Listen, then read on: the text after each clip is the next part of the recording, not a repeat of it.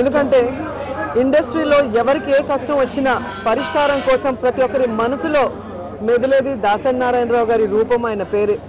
మరి ఈరోజు ఇండస్ట్రీకి ఇది మహా విషాదం, ఇది పెద్ద దిక్కు లేని లోటు, దీన్ని ఎవరు కూడా పూడ్చలేరు. ఆయన గురించి చెప్పాలంటే చాలా ఉంది. ఒక మహావృక్షంలాగా ఆ చెట్టు కింద ఉన్న వాళ్ళకి నీడనిస్తారు, కొమ్మల్లో ఉండే వాళ్ళకి గూడు కట్టుకొని ఇస్తారు. అలాగే ఆయన నమ్ముకొని ఆయన చుట్టూ ఉన్న వాళ్ళకి సహాయం అని ఆక్సిజన్ ఇస్తారు. దాసరి గారి వైఫ్ కానీ ఇండస్ట్రీలో ఎంతో మంది పేద కళాకారులకు కానీ, అసిస్టెంట్ డైరెక్టర్లకు కానీ, కెమెరామ్యాన్లకు కానీ అడిగిన వాళ్ళకి లేదనకుండా సహాయం చేసిన గొప్ప దంపతులు. మరి ఆవిడ మరణించిన తర్వాతే దాసరి నారాయణరావు గారు కూడా చాలా మరి ఆరోగ్యం క్షీణించడం కానీ, చాలా డల్ అయిపోవడం కానీ మనం గమనించాం. మరి ఈరోజు ఆయన కూడా లేరు అనగానే అందరం కూడా తట్టుకోలేని విషాదంలోకి వెళ్ళిపోయాం. ఎందుకంటే నాకైతే చిన్నప్పటి నుంచి కూడా మరి అంకుల్తో పరిచయం, మా నాన్నకి చాలా సన్నిహితులు కాబట్టి చెన్నైకి వచ్చినప్పుడు కలిసే వాళ్ళం. సో ఆయన డైరెక్టర్గానే కాకుండా, ప్రొడ్యూసర్గా కాకుండా, పొలిటీషియన్గా అన్ని రంగాలలో బహుముఖ ప్రజ్ఞాశాలిగా ఉంటూ అందరికీ మార్గదర్శకంగా ఉన్నారు. నిజంగా చెప్పాలి అంటే ఇండస్ట్రీకి ఆయన ఒక డిక్షనరీ లాగా, ఆయన జీవితమే ఒక చరిత్ర అని చెప్పచ్చు. నిజంగా ఈరోజు ఎంతోమంది డైరెక్టర్లకి స్టార్డమ్ తీసుకొచ్చి డైరెక్టర్కి ఒక విలువ తీసుకొచ్చింది దాసరి నారాయణరావు గారు అని చెప్పచ్చు. మరి అలాంటి దాసరి నారాయణరావు గారు ఇక లేరు అంటే ఎవరు కూడా తట్టుకోలేని పరిస్థితి.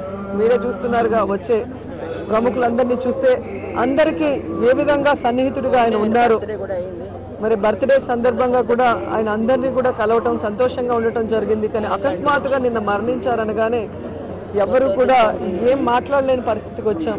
మరి ఆయన ఆత్మ శాంతి చేకూరాలని, అలాగే ఈ విషాదాన్ని తట్టుకునే ధైర్యాన్ని ఆ కుటుంబానికి భగవంతుడు ఇవ్వాలని మనస్ఫూర్తిగా కోరుకుంటున్నాను.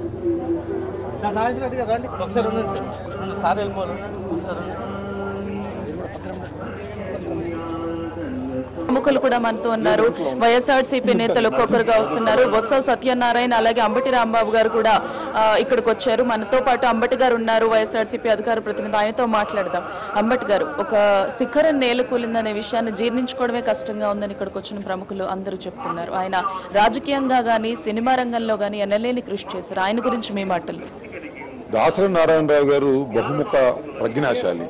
ఒక్క సినీ రంగంలోనే కాదు, రాజకీయ రంగంలోనూ, సామాజిక రంగంలోనూ కూడా అనేక సేవలు అందించినటువంటి వ్యక్తి, చాలా ప్రముఖమైనటువంటి వ్యక్తి, తెలుగు ప్రజల హృదయాల్లో ఒక ప్రత్యేక స్థానాన్ని ఏర్పరచుకున్నటువంటి వ్యక్తి. పాలకల్లులో పుట్టి చెన్నై వెళ్ళి, చెన్నైలో చలనచిత్ర పరిశ్రమలో ప్రవేశించి దినదిన ప్రవర్ధమానంగా పెరిగి దర్శక యుగాన్ని ప్రారంభించినటువంటి వ్యక్తి. దర్శకుల ద్వారానే చిత్రాలు ఆడతాయి అని నిరూపించినటువంటి వ్యక్తి. అందరూ కొత్త కొత్త వ్యక్తులతో కూడా హీరోలుగా పెట్టి చిత్రాలు తీసినటువంటి వ్యక్తి. అనేక మందిని, చాలా మందిని చిత్రసీమకు పరిచయం చేసినటువంటి వ్యక్తి. అలాంటి గొప్ప టాలెంట్ ఉన్నటువంటి వ్యక్తి ఈ దాసనారాయణరావు గారు. అయితే దురదృష్టం ఏమిటంటే ఆయన మరణించడం చాలా బాధాకరమైన అంశం.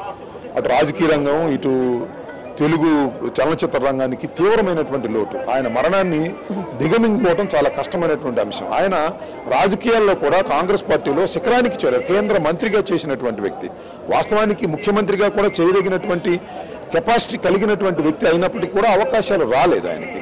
అందువల్ల కేంద్రంలో మంత్రిగా చేశారు. ఆయన రాజ్యసభ సభ్యుడిగా ఉన్నారు. తెలుగు రాజకీయాల్లో కూడా చాలా కీలకమైన పాత్ర పోషించినటువంటి వ్యక్తి.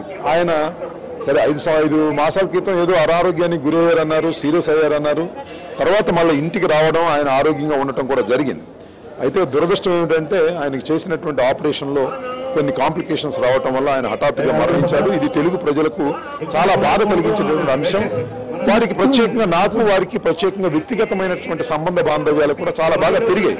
ఈ మధ్యకాలంలో ముద్దగడ పద్మనాభం గారిని జైల్లో పెట్టినప్పుడు, జైల్లో కాదు హాస్పిటల్లో ఉన్నప్పుడు ఆయన్ని సంప్రదిస్తే మనం దీనిలో ఉద్యమంలాగా చేయకపోతే ముద్దగడ ప్రాణాలు కాపాడుకోవడం కష్టమవుతుంది, మనం రంగాన్ని కోల్పోయాం, ముద్దగడను కూడా కోల్పోకూడదు అనేటువంటి ఉద్దేశంతో స్ఫూర్తినిచ్చి మరి చిరంజీవి గారిని వీరందరినీ కూడా కలిపి ఒక వేదిక మీదకి తీసుకొచ్చి ప్రభుత్వానికి భయం పుట్టే విధంగా చేసినటువంటి వ్యక్తుల్లో దాసనారాయణరావు గారు ఒకరిని చెప్పడానికి గర్వపడుతున్నాను. అలాంటి మీరు ఆయన ఎప్పుడు చూసారు, మాట్లాడిన సందర్భం గురించి చెప్తారు? సరిగా ఒక 20-30 రోజుల క్రితం ఆయన హాస్పిటల్ నుంచి వచ్చిన తర్వాత ఇక్కడికి వచ్చి వారిని పరామర్శించి వారితో మాట్లాడి ఒక అరగంట సేపు వారితో అన్ని ముచ్చట్లు ఇచ్చాం. ఇప్పుడు చాలా కాన్ఫిడెంట్గా ఉన్నాడు. ఆయన ఏమన్నా అంటే ఇంకొక చిన్న ఆపరేషన్ ఉంది రాంబాబు, ఆ చిన్న ఆపరేషన్ అయిపోతే మళ్ళీ యాజ్ ఇట్ ఈస్గా వచ్చేస్తాను, నేను వెయిట్ కూడా బాగా తగ్గాను అనేటువంటి ఒక కాన్ఫిడెన్స్తో ఉన్నాడు.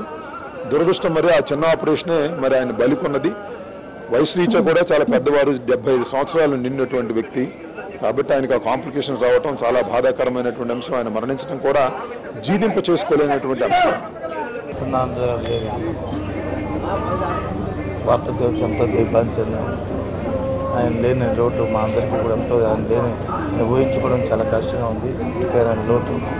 రాజకీయాలు సినీ పరిశ్రమను పక్కన పెడితే మా అందరికీ ఒక అండగా, ఒక ధైర్యంగా ఉండేవారు. ఏదైనా చిన్న సమస్యలు ఇస్తే నా అండగా ఉన్నారులే అనేది మా వర్గానికి అందరికీ కూడా ఒక అండగా ఉండాలంటే ఒక పెద్ద దిక్కుని కోల్పోయాము.